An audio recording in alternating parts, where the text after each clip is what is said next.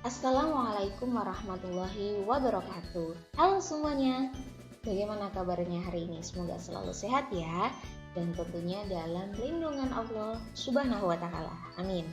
Dalam konten kali ini, Yogi akan membahas tentang mind mapping kesiapsiagaan bela negara, dan ini merupakan tugas Yogi dalam Latsar CPNS PPSDM Yogyakarta golongan 3, angkatan 1 kelompok 1. Dan pengampunya adalah Dr. Hajah Muji Estiningsih, SHMH. Yuk kita mulai. Nah, untuk kesiapsiagaan bela negara sendiri Yogi bagi menjadi 4 poin besar. Yang pertama, kerangka kesiapsiagaan bela negara. Yang kedua, kemampuan awal bela negara. Yang ketiga, rencana aksi bela negara. Dan yang keempat, kegiatan kesiapsiagaan bela negara. Baik, kita ke poin yang pertama dulu, yaitu kerangka kesiapsiagaan bela negara. Yogi bagi lagi menjadi 3 poin kecil, yaitu konsep bela negara, kesiapsiagaan dalam Latsar CPNS, dan yang terakhir manfaat bela negara. Untuk poin kecil yang pertama yaitu konsep bela negara. Bela negara sendiri adalah suatu keadaan siap siaga menghadapi situasi kerja yang beragam yang dilakukan berdasarkan kebulatan sikap dan tekad secara ikhlas dan sadar disertai kerelaan berkorban sepenuh jiwa raga yang dilandasi oleh kecintaan terhadap Negara Kesatuan Republik Indonesia berdasarkan Pancasila dan Undang-Undang Dasar 1945. Dan untuk dasar hukum bela negara sendiri ini ada 2. Yang pertama, pasal 27 ayat 3 yang menyatakan bahwa semua warga negara berhak dan wajib ikut serta dalam upaya pembelaan negara. Kemudian dasar hukum yang kedua, pasal 30 ayat 1 yang menyatakan bahwa tiap-tiap warga negara berhak dan wajib ikut serta dalam usaha pertahanan dan keamanan negara. Kemudian lanjut ke poin kecil yang kedua, yaitu kesiapsiagaan dalam Latsar CPNS. Kesiapsiagaan CPNS dalam berbagai bentuk pemahaman konsep yang disertai latihan dan aktivitas fisik dan mental yang diaplikasikan menjadi modal penguatan jasmani, mental, dan spiritual dalam pelaksanaan tugas PNS nantinya, yaitu yang memiliki 3 fungsi utama, yaitu sebagai pelaksana kebijakan publik, pelayan publik, dan sebagai perekat dan pemersatu bangsa. Kemudian poin selanjutnya manfaat bela negara. Yang pertama, membentuk sikap disiplin, baik itu disiplin waktu, aktivitas, dan pengaturan kegiatan lain. Kemudian yang kedua, membentuk jiwa kebersamaan, solidaritas antar sesama. Dan yang ketiga, membentuk mental dan fisik yang tangguh dan lain-lain. Kemudian dilanjut ke poin yang kedua, yaitu kemampuan awal bela negara.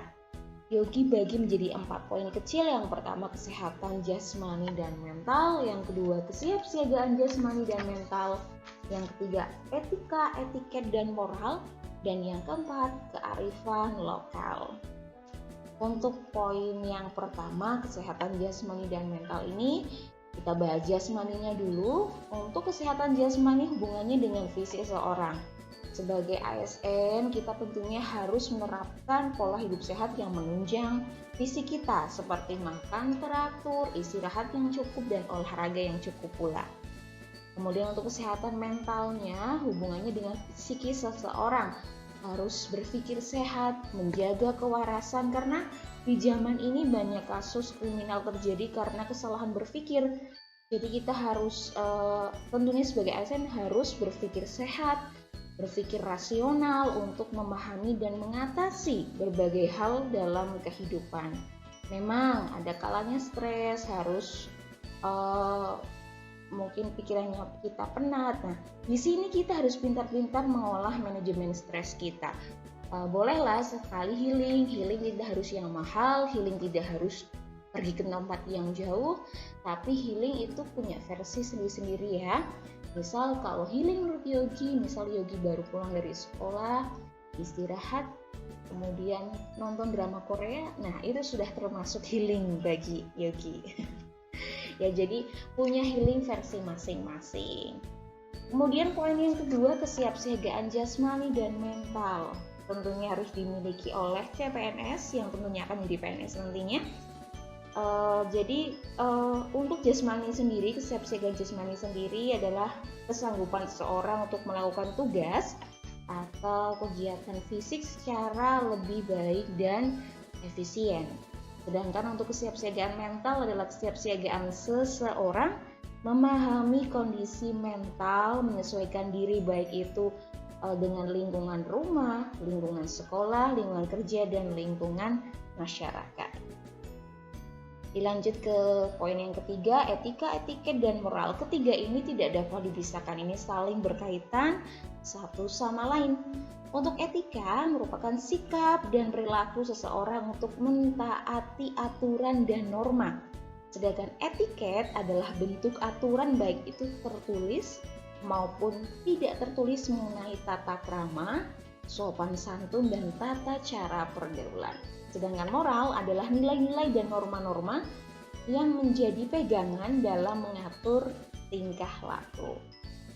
Poin yang terakhir, kearifan lokal. Nah, menjaga dan melestarikan kearifan lokal yang mengandung nilai-nilai jati diri bangsa, suatu hal yang tidak bisa terbantahkan lagi sebagai salah satu modal untuk melakukan bela negara.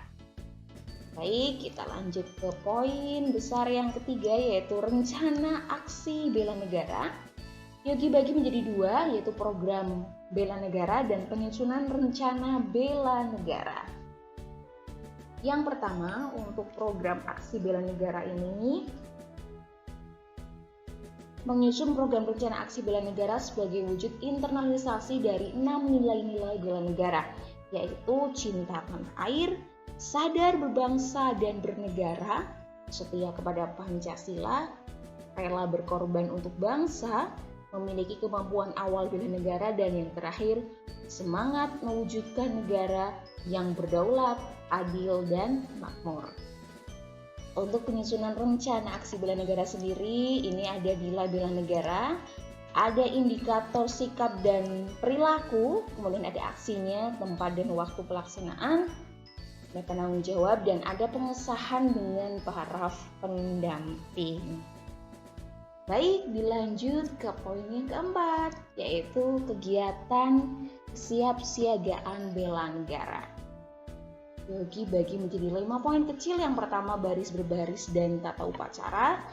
Yang kedua, keprotokolan. Nah, ini Undang-Undang Nomor 8 Tahun 1987.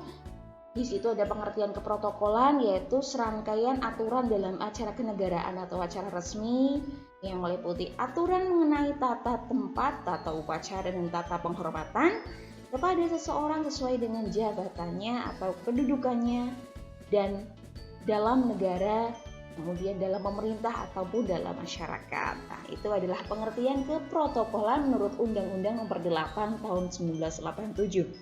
Kemudian poin yang ketiga, caraka malam dan api semangat bela negara. Caraka malam ini seperti jurit malam ya.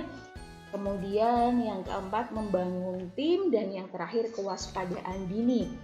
Nah, kewaspadaan dini ini adalah kemampuan yang dikembangkan untuk mendukung sinergisme penyelenggaraan pertahanan militer dan nirmiliter, dan juga untuk mengantisipasi berbagai dampak ideologi, politik, ekonomi, sosial, budaya yang menjadi ancaman bagi kedaulatan Negara Kesatuan Republik Indonesia.